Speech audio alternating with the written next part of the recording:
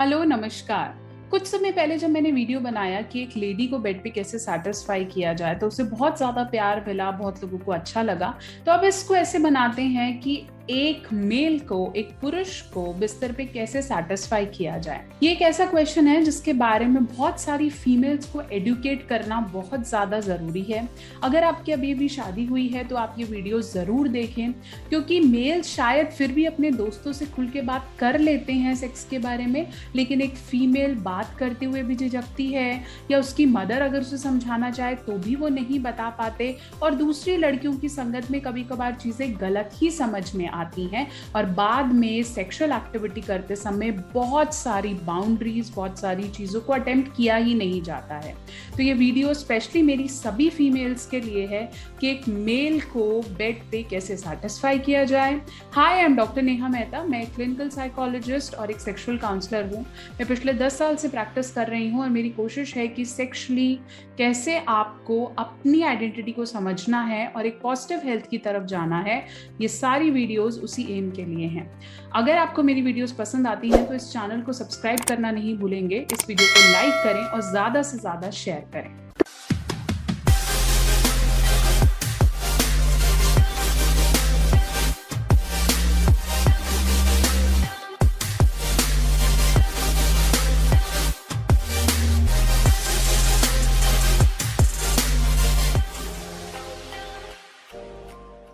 तो चलिए, मैं आपको बता रही थी कि मेल को बेड पे कैसे सैटिस्फाई किया जाए। देखिए, ये कंसेप्ट तो अब आपको समझ में आ गया है मेरी पिछली वीडियोस से कि सेक्स को 3 तरीके से किया जाता है: four play, sex and out play. जब मैं फोर प्ले की बात करूं तो आपको थोड़ी सी कडलिंग, थोड़ा सा सकिंग, थोड़ा सा ग्राइंडिंग, थोड़ा सा आप कोशिश करनी है कि आप उनके हर पार्ट को चेस करें, हर पार्ट को कैरेस करें, ताकि मेल को भी महसूस हो कि उसकी जो फीमेल है वो उसके अंदर है, ताकि उसे भी लगे कि मैं सिर्फ एक ऐसा टॉय नहीं हूँ जिससे सिर्फ सेक्स मांगा जाता है या सिर्फ जोर किया जाए कि अटेम्प्ट करना है।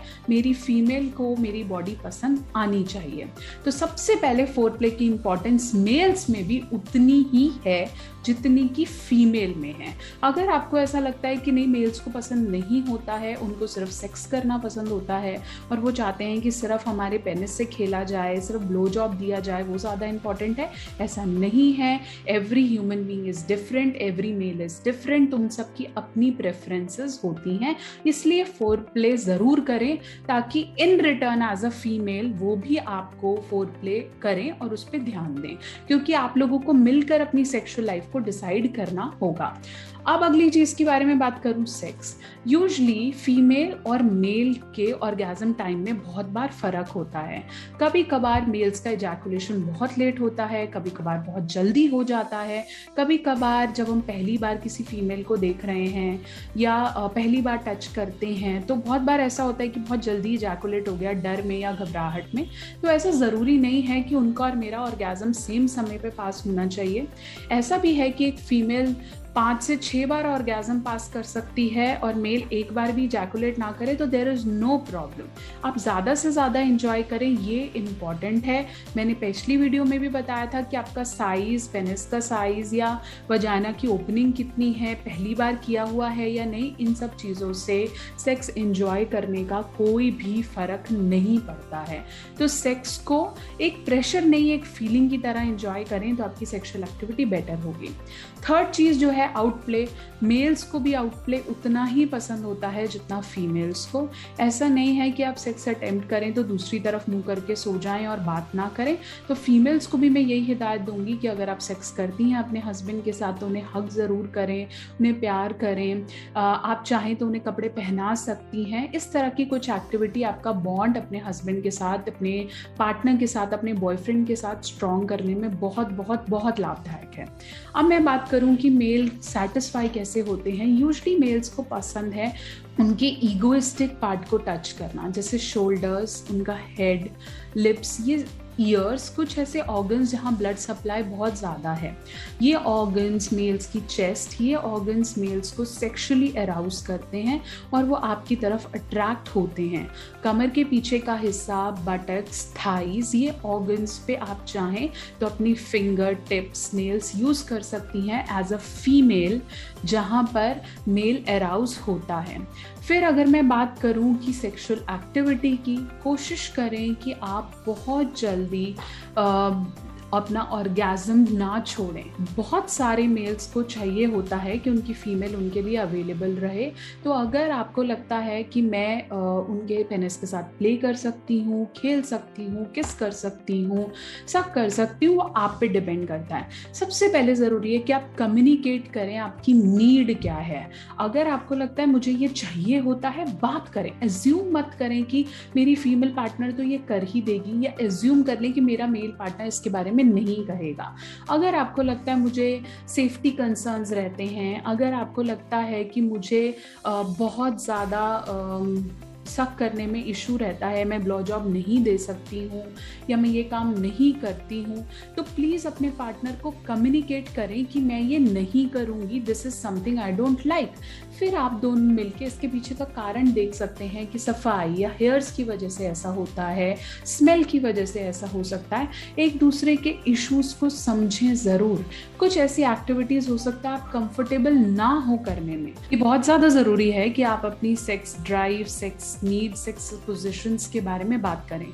नहीं तो आप दोनों में से कोई एक ऐसा इंसान होगा जो हमेशा अनसेटिस्फाइड रहेगा इस सेक्सुअल एक्टिविटी से।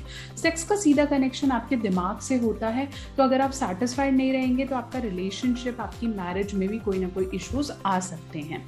दूसरी चीज़ मैं बात करूँगी वर्बल कम्युनिकेशन की। बहुत से मेल्स को फीमेल्स की चिल्लाना या उनके वर्ड सुनने का बड़ा मज़ा आता है कि आप ये चीज़ बोलिए, आप मुझसे गलत तरीके से बात कीजिए, आप मुझे गाली दीजिए। इस तरह के बहुत से मेल्स हैं। कुछ हैं जो साइलेंटली सेक्स एक्टिविटी करना चाहते हैं। तो इट्स वेरी मच इम्पॉर्टेंट कि वर्बल, अगर ये ऐसी चीज़ें भी उन्हें प्लेजर देती हैं तो वहाँ पे भी आपको एज अ फीमेल ध्यान रखना ज़रूरी है। ये पूरी वीडियो का मेन गोल यही है कि एज अ फीमेल पार्टनर आप अपने मेल पार्टनर को कैसे समझ सकें। एक और चीज़ जो मैं इस वीडियो के अंत में आप सबको बोलना चाहूँगी कि मेल्स को कभी भी प्रेशराइज्ड ना करें परफॉर्म करने के लिए, चाहे वो कंसीविंग के लिए है, चाहे वो अपने प्लेजर्स के लिए है या उनकी मर्दाना ताकत दिखाने के लिए है। प्लीज़ डोंट डू दैट, क्योंकि जहां आप मेल्स को फोर्स करने लग जाते हैं कि आप मेरे साथ परफॉर्म कीजिए या आपको करना ही पड़ेगा, आज तो बहुत ही इंपॉर्टेंट डे है, वहां पर उनका धीरे धीरे आपसे लगाव खत्म होने लगता है।